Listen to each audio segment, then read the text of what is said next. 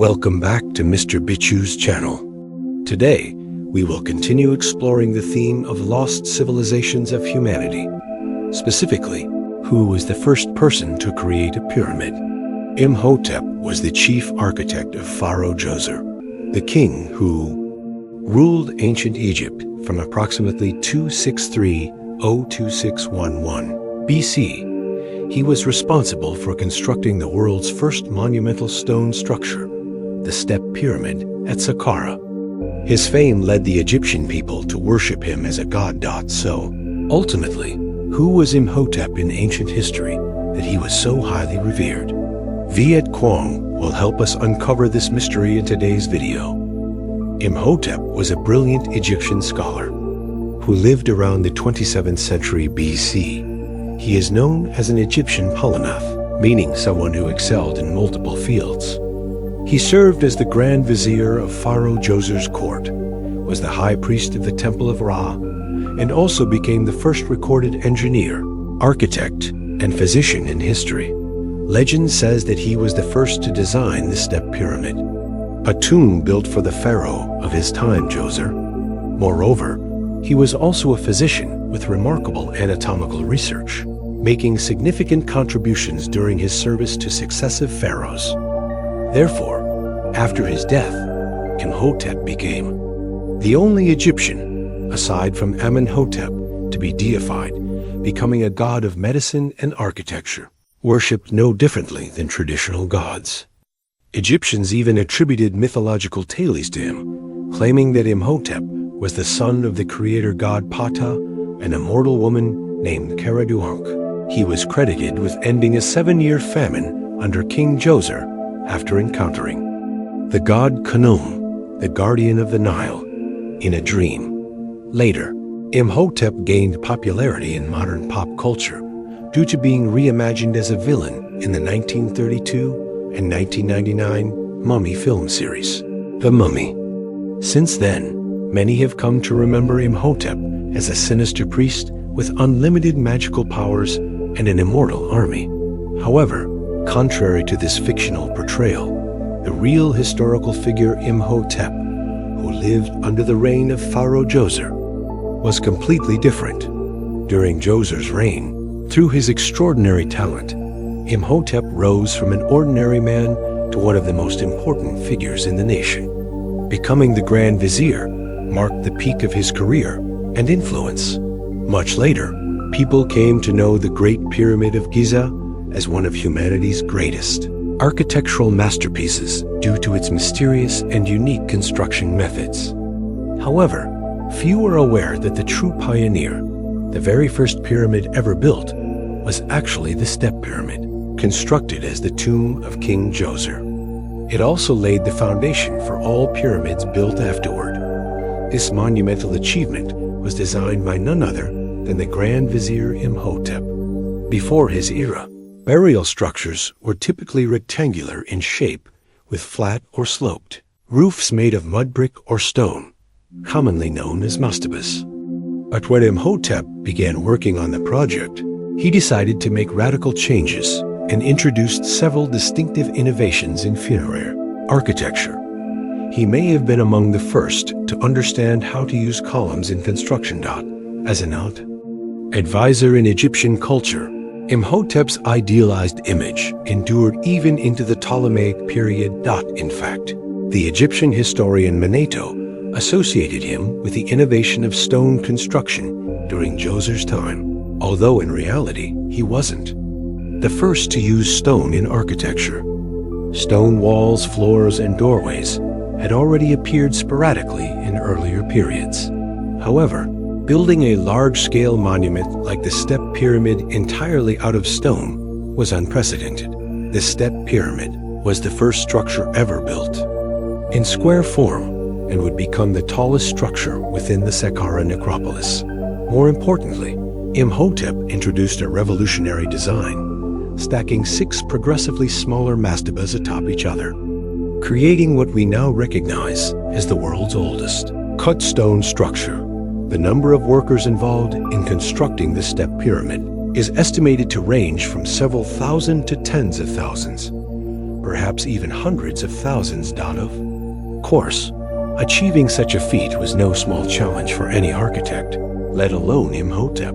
The main question was, how could he balance the massive weight of 6 stacked mastabas while maintaining structural integrity? And how could it remain standing without collapsing over time? The clearest evidence of Imhotep's success is the survival of the step pyramid itself to this day. Despite enduring damage from both time and human interference, the step pyramid still stands tall after more than 4,600 years, standing at a height of 62 meters upon completion. The step pyramid was the tallest structure of its era. Surrounding the complex was a temple, inner courtyard, shrines, and priestly housing, covering an area of up to 16 hectares. It was enclosed by a wall nearly 10.5 meters high. Within Djoser's pyramid complex, there were 13 false doors believed to serve as gateways for the king's soul to pass into the afterlife. The only actual entrance was located on the eastern side, narrow and flanked by stone pillars, supporting a limestone ceiling over 6 meters high. The entire complex was further surrounded by a trench, 750 meters long and 40 meters wide. One of the most mysterious discoveries was found at the southern end of the complex. Archaeologists uncovered a southern tomb with a chapel. It contained tunnels nearly identical to those beneath other pyramids. What lies hidden beneath remains a mystery yet to be solved. Historian Margaret Bunsen once praised, Imhotep built the complex as a mortuary temple for Djoser, but it evolved into a stage for his genius, a model of spiritual architecture for the Egyptian people. The step pyramid was not just a solitary pyramidal tomb, but a collection of temples, chapels, halls, corridors, storage rooms, and courtyards. Yet he designed the complex's walls to resemble a royal palace, incorporating ancient architectural styles, thus preserving a connection to the past. It was no coincidence that future generations recognized Imhotep's greatness. Even Pharaoh Djoser was so impressed by Imhotep's creativity that he broke a long-standing tradition, allowing Imhotep's name to be inscribed on a statue base, alongside the king's own name. This was considered a rare honor for any Egyptian citizen. After Djoser's death and burial within the step pyramid, Imhotep continued serving subsequent pharaohs: Sekhmet, circa 2650 BC, Kaba, circa 2640 BC, and Huni, circa 2630-2613 BC. Although some scholars dispute this timeline due to inconsistencies in dating, there is evidence suggesting Imhotep lived a long life and was greatly honored with his rare talent. Imhotep continued overseeing the construction of pyramids for Sekhmet and Kaba. His architectural achievements were so impressive that his name became sacred throughout the land, and nearly 2,000 years after his death, he was regarded as a god of medicine and architecture. In many ways, Imhotep represented the best of ancient Egyptian ideals, a deep reverence for the divine combined with practical concerns for physical well-being, intellect, and spirituality.